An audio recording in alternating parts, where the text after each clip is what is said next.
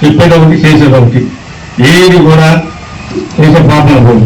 3,20,000 మనం జగనన్న లేఅవుట్లో ఇళ్ల స్థలాలు ఇస్తే ఇంతవరకు దాంట్లో ఇళ్ల స్థలాలు కట్టి ఇల్లు కట్టుకునే వాళ్ళు కూడా ఇంకా పూర్తి చేయాలి. 2 సంవత్సరాల కాలం ఒక్క సెంటు పేదవాళ్ళకి ఇచ్చింది లేదు బాబు గారు. నేను మాత్రం రైతు పక్షపాతం అంటాడు, పేద పక్షపాతం చెప్తాడు. ఏది కూడా లేదు. 50 సంవత్సరాలు 15 వేలు వస్తాను, అది లేదు. 15,000 అన్నాడు, 15,000 అది లేదు. చెప్పింది ఏది రోజు కూడా ఆచరణ చేయడు. బాబు చెప్పేది ఒకటి, చేసేది ఒకటి.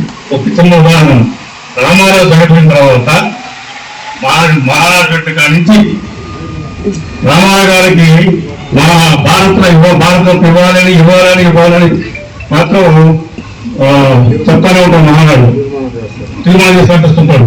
ఈ రోజుకి ఆ తీర్మానం చేయలేదు కానీ తీర్మానం అయిపోయి చల్లారి మహారాజు అయిపోయిన తర్వాత దాన్ని పట్టించుకునే పరిస్థితి ఉండదు. మరి నలుగురు కుటుంబానికి అమ్మాయి పెట్టడానికి, కార్యకర్తలు అమ్మాయి పెట్టడానికి తప్ప ఆయన చెప్పే పని ఏ రోజు కూడా ఆచరణ 100% ఉండదు. కాబట్టి వెంటనే రైతులు మా జిల్లా రైతులకు ఇక్కడ మాకు వసతి లేదు. ఈ నెల్లూరు జిల్లా కిందంటే ఇక్కడ ఉద్యోగం పోస్తుందానికి వసతి లేదు, తెల్లే కాబట్టి మేము ప్రభుత్వాల నుంచి చెప్తా ఉన్నాం. మాకు ఇక్కడ ఉడ్లండ పోస్తుందానికి వసతి లేదు కాబట్టి మాకు గ్యాస్ ఏర్పాటు చేయాలి. తర్వాత లేదు రైతులైనా కట్టించాలి. ఇప్పుడు గోడలు కూడా మాకు అంత ఫెసిలిటీ లేదు, గోడలు కట్టించాలి. అందరినీ కూడా రైతులు ఆదుకోవాలని నేను సభాముఖంగా చెప్తూ అవకాశం ఇచ్చినాను. మినపప్పు ఉంది 100 రూపాయలు 150, పెసరపప్పు ఉంది 120, 150 రూపాయలు.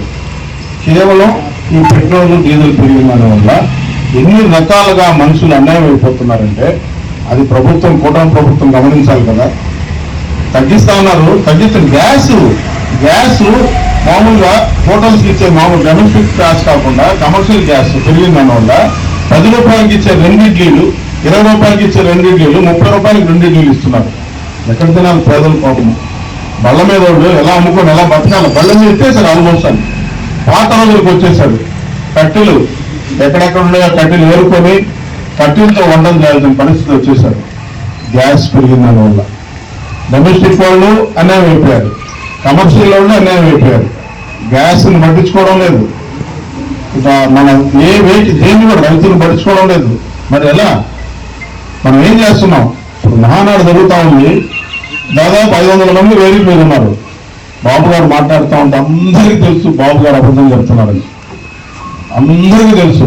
ఆయనే పాపం చప్పట్లు కొట్టుకొని చెప్తా ఉన్నాడు. చేతులు ఎత్తండి అని చెప్పింది నిజమేనానని. అన్ని అబద్ధాలని వేదిక మీద ఉన్నవాడికి తెలుసు, వేదిక ముందున్నవాడికి తెలుసు. మనకు చెప్పేది అబద్ధాలని.